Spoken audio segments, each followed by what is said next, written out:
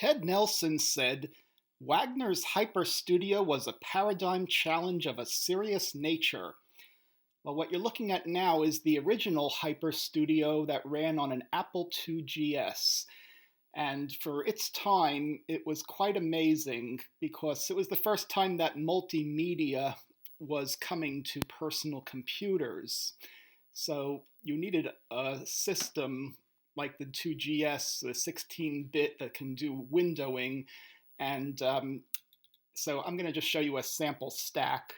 So here is a demo of Spanish, and you click on a country, and it will show you a little graphic. And this is 2GS super high res. And it was the first time that sound and even video in its early stages using Laserdisc and overlays, it was coming to personal computers. So here it says click on the passport.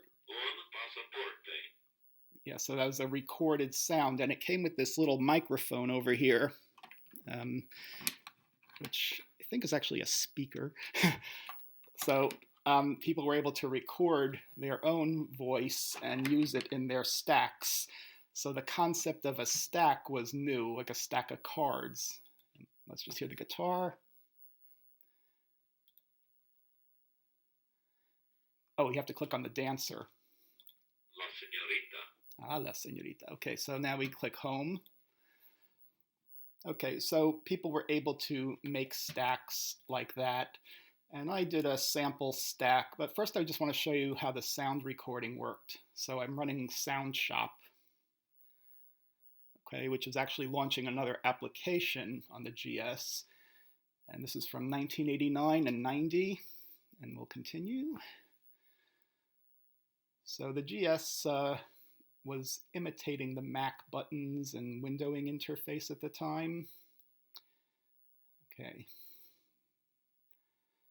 So here is an early 8-bit recording studio, and you had to get pretty close to the mic. So the mic is actually hooked up to a digitizer card inside the 2GS.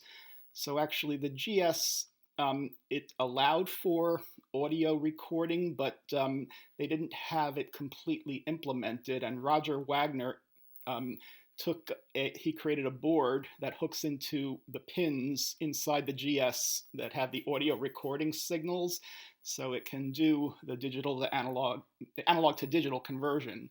So as a sample, you're seeing the recording level, so I have to get pretty close. You will be assimilated. Resistance is futile. Okay, and press enter. And that's my waveform, so I'm going to have to boost the volume a bit so you hear it. You will be assimilated. Resistance is futile. Now, that's unique for the time because on the Apple, it was square waves that you could record through the cassette port. But now you're getting the 256 levels of volume for each sample. Okay, so now I'm going to show you. I'm going to exit this, and then I'm going to show you a demo that I created. Okay, you could save it or not.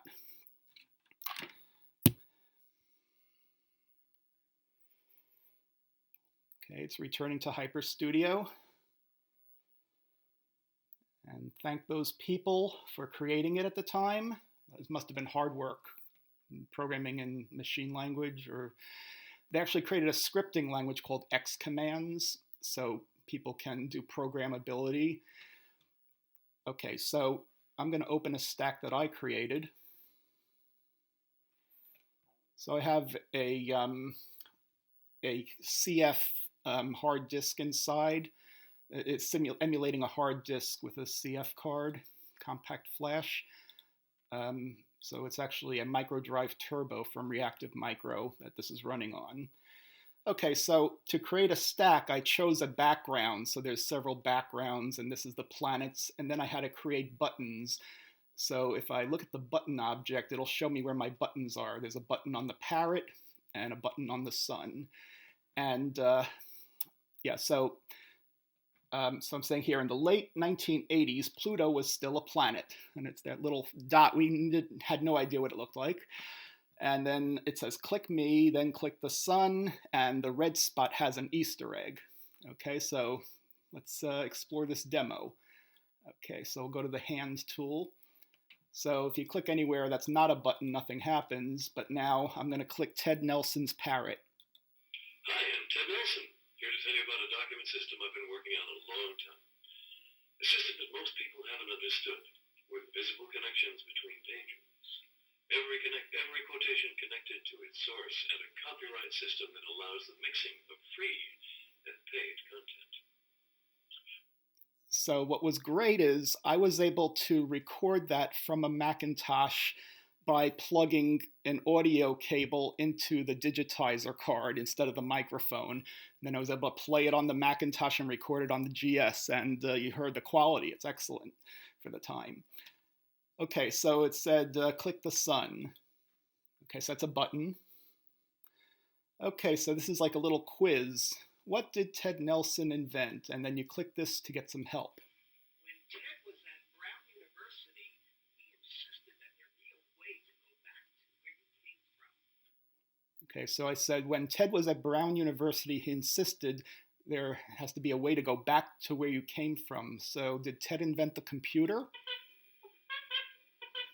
No, that was a monkey sound that comes included with Hyperstudio. Did Ted invent the microscope? No, that's an elephant sound. Ted invented the back button. And that's your applause for getting the right answer. And you saw that little transition going back. Now let's look at the Easter egg. Now the Easter egg is actually going into ProDOS and running a basic program that uses this chord keyboard over here. Okay, so I hooked it up through the game port. So you see up here, there's a 9-pin connector in the external game port going into the breadboard, and the LED just tells me that it's on. And these switches are hooked up to the paddle inputs and one of the paddle buttons. So I have 5 inputs. So now as I press these, I'm going to press this one. So that's the 4. And then if I hit this thumb key, it's the number 4. So I'm typing 4444444, and that's the letter D. So 41 is the, okay, so I have to get it right. Okay, so 4 and then a 1 is the letter A. So simulating a chord keyboard, which is Douglas Engelbart's design. He had a 5 piano key chord keyboard in his 1968 demo, and he was able to type with it and control a lot of functions of his NLS system with it. So I designed my own system where you're entering a hex number with your 4 fingers, and the thumb keys it in depending on your mode, if it's the first hex or the second character. So to type a B, you hit a 4, which is 100, and then a 2, and you get a B. A C is a 4. Oh, okay, let's get it right. Okay, so for a C, what you need to do is a 4-3. So the 4 is this 100, and the 3 is a 111. Okay, I have some debugging to do. I think I have to do some more debouncing of the switches. But let's just try that again. 4, 3. Now I got the C. And now if I press a key, it's going to return to Hyperstudio. So this is quite amazing. It's shelled out to basic system, and now it exited, and it's able, when I created that button, we could look at the code behind that button. It's just it's a built-in function to run a program and return here. So that's this demo. Now let's just look at that tools, buttons, and let's look at the red spot button. Okay, I selected it, and I should be able to get button info here. Okay, the name is red spot. It's an invisible button. And it's actually when you create a button that you can tell it what to do. So let's create a button. So what you have to do here is object, add a button.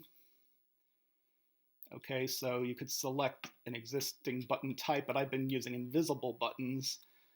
Okay, and we'll call it Uranus. Okay.